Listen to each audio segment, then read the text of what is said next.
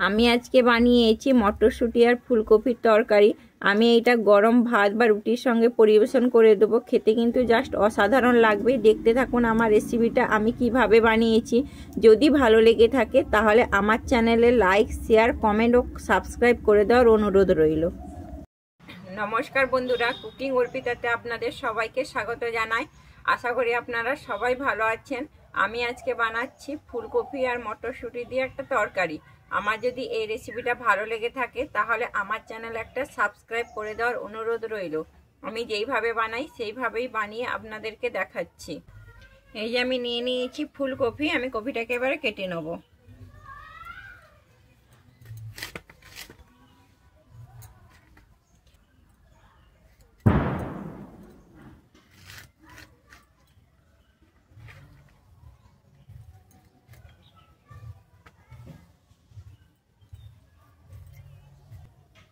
শীতকালে কিন্তু ফুলকপি খেতে খুবই ভালো লাগে, সিজনের কপি। এই যে দেখুন আমি কপিগুলোকে কিন্তু এরকম সাইজ করে কাটবো, এতে করে কপির মশলাগুলো কিন্তু খুব ভালোভাবে ঢুকবে। আমি সমস্ত কপিগুলো কিন্তু একইভাবে কেটে নেব।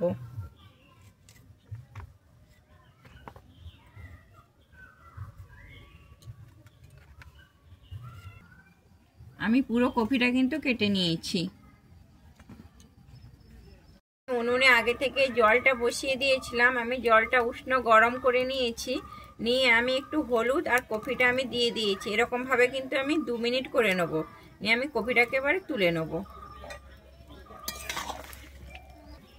আমার 2 মিনিট হয়ে গেছে, আমি তুলে নিচ্ছি এবার কপিটাকে।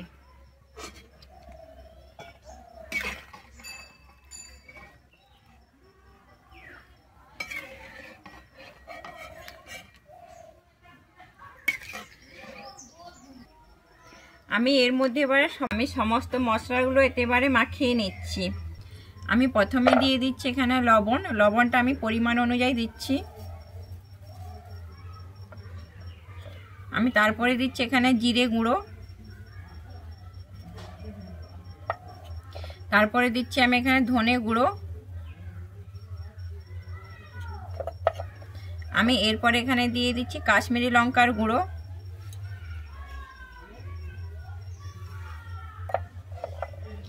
আমি এরপরে দিয়ে দিচ্ছি এখানে বেসন। বেসনটা দিলে ফুলকপির টেস্টটাকে কিন্তু দারুণ বাড়িয়ে তুলবে। আমি তারপরে উপর থেকে এখানে দিয়ে দিচ্ছি সাদা তেল। আমি দিয়ে এবারে খুব ভালোভাবে মাখিয়ে নেব।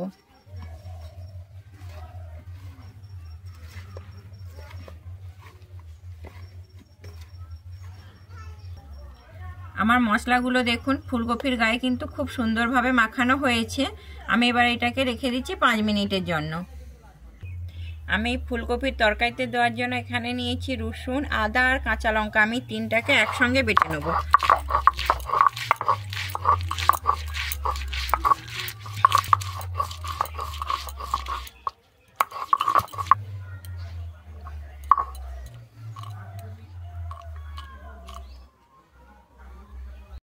আমি উনুনে কড়া বসিয়ে দিয়েছি। আমি কড়াইতে সাদা তেল দিয়ে দিয়েছি। আমার তেলটা গরম হয়ে গেছে। আমি যে ম্যারিনেট করে রেখেছিলাম ফুলকপিটা, ওইটাকে আমি এবারে ভেজে নেব।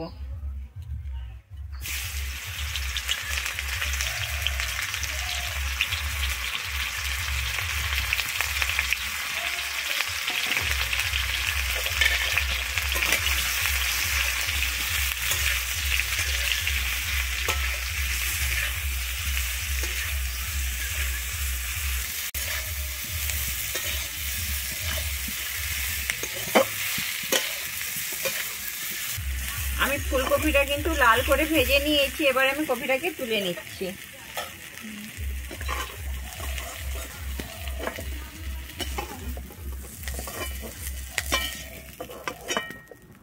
আমি কিন্তু রান্নাটা সাদা তেলে করে নেব, তাই আমি আবারও তেল দিয়ে দিয়েছি। আমার তেলটা গরম হয়ে গেছে। আমি প্রথমে এখানে দিয়ে দিচ্ছি গোটা গরম মশলা। এখানে নিয়েছি তেজপাতা, গোটা গরম মশলা, এলাচ, আর নিয়েছি লবঙ্গ, আর নিয়েছি গোটা জিরে। এগুলো সব তেলের মধ্যে দিয়ে দিচ্ছি। আমার ভাজা হয়ে গেছে। আমি তারপরে একটু হিং দিয়ে দিচ্ছি। আমি তারপর এখানে দিয়ে দিচ্ছি কুচানো পেঁয়াজ। পেঁয়াজটা দিয়ে কিন্তু আমি লাল করে ভেজে নেব।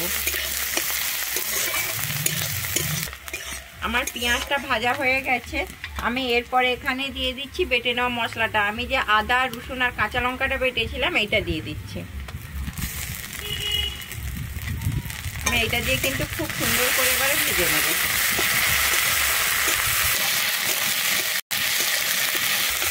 আমার এখানে আদা রসুন আর কাঁচা লঙ্কাটা কিন্তু খুব ভালোভাবে ভাজা হয়ে গেছে। আমি এরপরে এখানে দিয়ে দিচ্ছি একটা কুচানো টমেটো।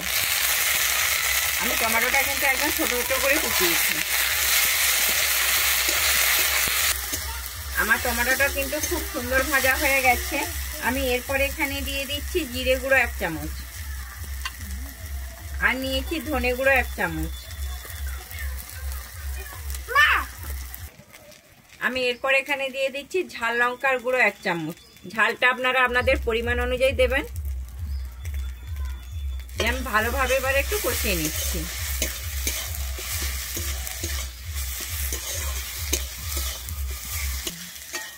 আমার মশলাটা কিন্তু খুব সুন্দর কষানো হয়ে গেছে। আমি এবারে দিয়ে দিচ্ছি হলুদ। আমি তারপরে একটু বাটি দিয়ে জল দিয়ে দিচ্ছি।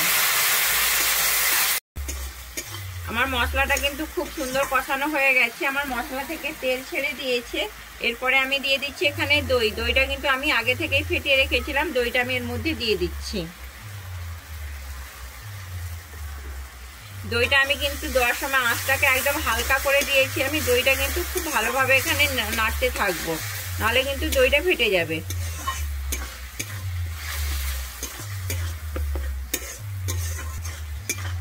আমার দইটা কিন্তু এখানে খুব সুন্দর কষানো হয়েছে। আমার দই থেকে তেল ছাড়তে আরম্ভ করে দিয়েছে। এরপরে আমি এখানে দিয়ে দিচ্ছি বিট লবণ। আমি কিন্তু এখানে আর এমনি লবণ ব্যবহার করছি না, আমি বিট লবণ দিয়েছি। আমি এরপরে দিয়ে দিচ্ছি এখানে মটরশুঁটি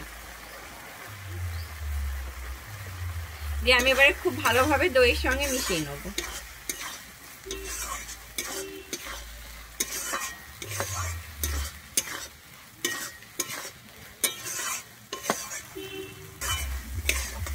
আমি কিন্তু এই অবস্থায় এবারে আমি 1 মিনিটের জন্য এখানে ঢেকে দিচ্ছি।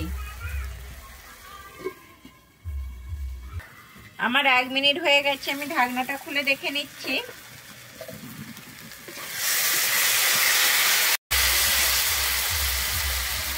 আমি এরপরে এখানে দিয়ে দিচ্ছি ভেজে রাখা ফুলকপিটা দিয়ে কিন্তু আবারও ভালোভাবে কিন্তু কষিয়ে নিচ্ছি 1 মিনিটের জন্য।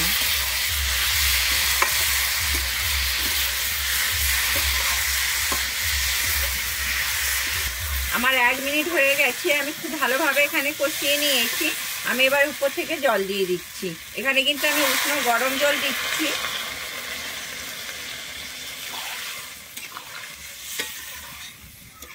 জলটা আপনারা আপনাদের পরিমাণ অনুযায়ী দেখে দেবেন।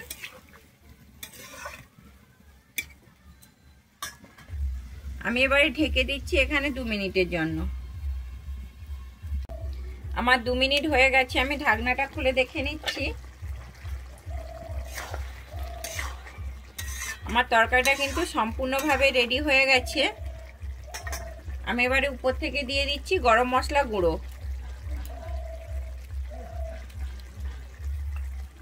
আর দিচ্ছি এখানে ধনেপাতা কুচি।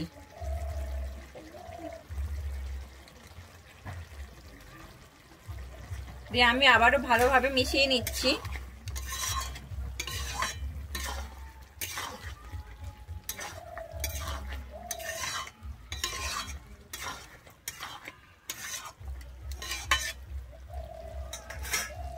আমি কিন্তু আবারও ঢেকে দিচ্ছি 1 মিনিটের জন্য। হালকা আঁচে আমি কিন্তু আবারও ঢেকে রাখবো। আমার 1 মিনিট হয়ে গেছে। আমি ঢাকনাটা খুলে নিচ্ছি। আমার কিন্তু তরকারিটা সম্পূর্ণভাবে রেডি হয়ে গেছে। আমি এবার এটাকে নামিয়ে নিচ্ছি। হয়ে গেছে মটরশুঁটি ফুলকপির তরকারি। আমার যদি এই রেসিপিটা আপনাদের ভালো লেগে থাকে তাহলে আমার চ্যানেলে লাইক শেয়ার কমেন্ট ও সাবস্ক্রাইব করে দেওয়ার অনুরোধ রইল।